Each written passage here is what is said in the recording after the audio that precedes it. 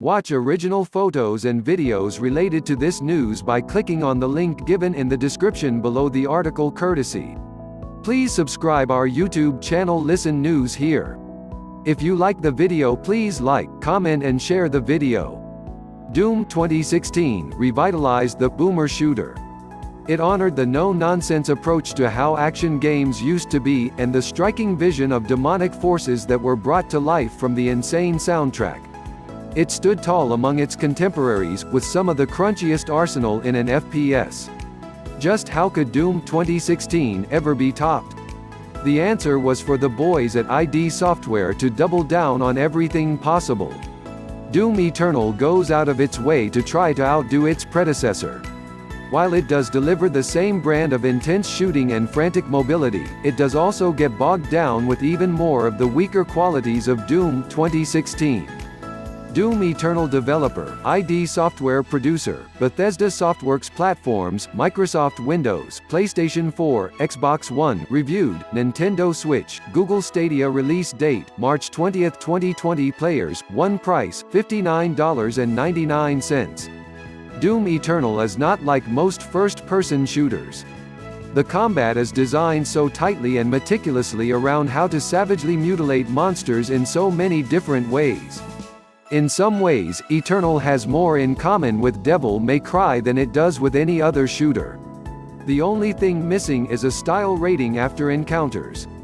The game designers seemingly have taken some cues from the kind of games that Platinum makes, in an attempt to keep Doom modern and relevant. From enemies having certain weaknesses to specific weapons or attacks, the attention given to the variety can be overwhelming. After a few hours getting acquainted with the wide range of abilities, it does eventually become second nature. The Hellwalker can inflict his ravenous hatred on demons in so many ways, and the game pushes you to constantly improvise due to an absurdly low ammo count.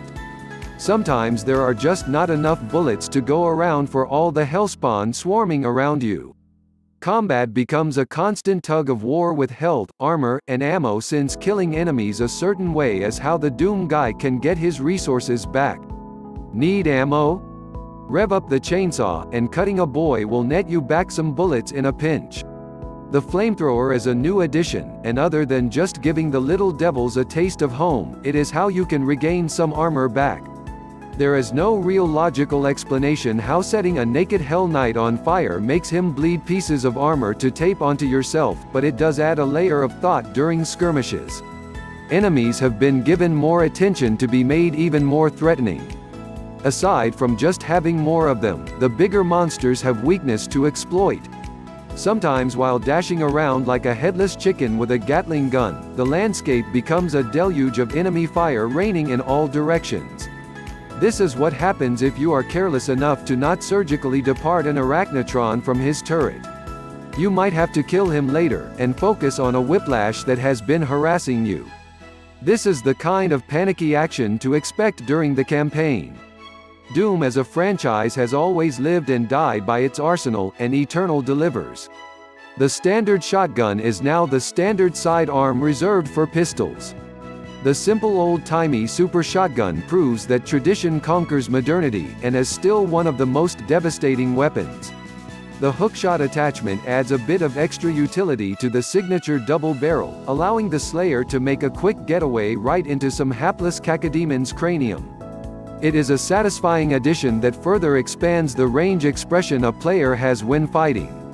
The only disappointing addition is the Crucible laser sword. It functions basically like the chainsaw, and runs on charges rather than being a reliable melee weapon.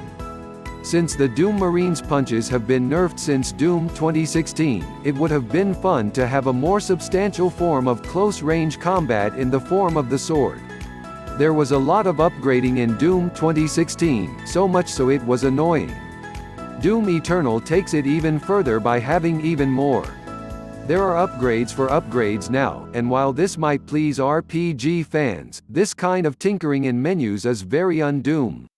There are so many different kinds of tokens to collect now, and each kind can only be used within certain ways. There are crystals that add perks, there are coins for suit perks, there are upgradable mods for guns, which also need a separate upgrade.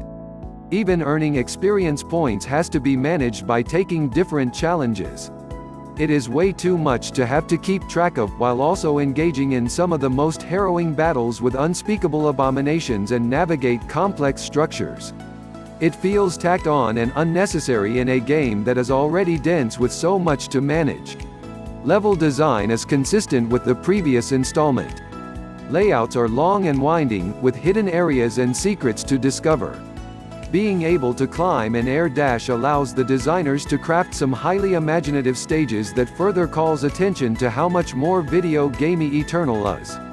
It may be a bit distracting seeing fire windmills out of Bowser's castle, but the trade-off is some elaborate platforming, and more engaging challenges. Eternal is much less serious than its predecessor, and relishes opportunities to have as much fan service as possible. A bit more restraint would have been appreciated. The developers let a lot of the outside world memes seep into narrative, and now some things will forever be inseparable. Doom Guy was a fan nickname given to the protagonist of the Doom games. It was never clear if he was always the same character, what his motivations were, or if the 2016 game had any connection to the much older titles. Everything was kept vague, and the enigmatic protagonist was made all the more interesting as a result. In Eternal, the narrative explicitly expresses that Doom Guy is what a lot of people know him as. What was once an amusing in-joke has been made official now, and robs a lot of the mystique the character has. Depicting him the third person in cutscenes is not even remotely an issue. The Doom Man acts like you would expect, constantly glaring, and evoking an aura of tranquil fury.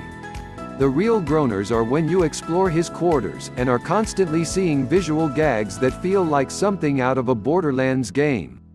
It feels cheap to only get shallow references to Doom's pop culture, instead of meaningful additions.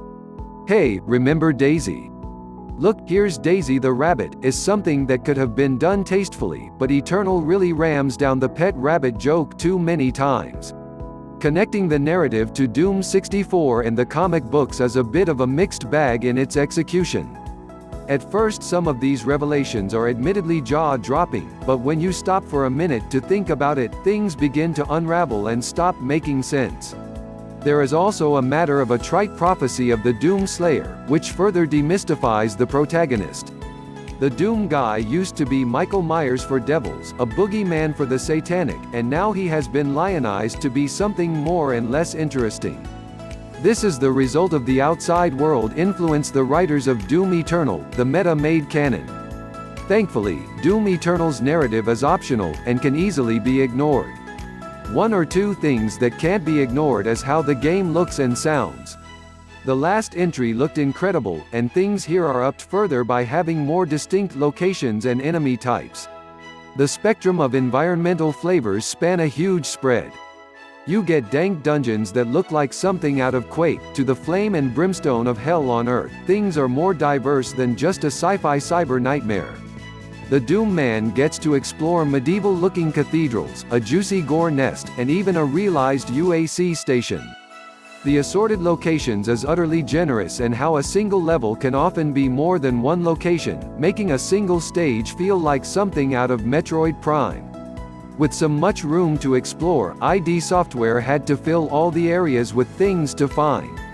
Doom Eternal succeeds in ensuring that adventurous gamers will find all kinds of weird and interesting collectibles. The Funko Pop figures of enemies are duds, but the real secrets you want to find are the hidden cheat codes for level replays, and Sentinel batteries. Why would anyone want to go out of their way to seek out batteries?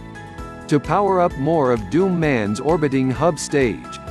There are rooms throughout his domain that are locked, and Sentinel batteries are the only way to open them up. This leads to upgrades, and most importantly, cosmetic skins.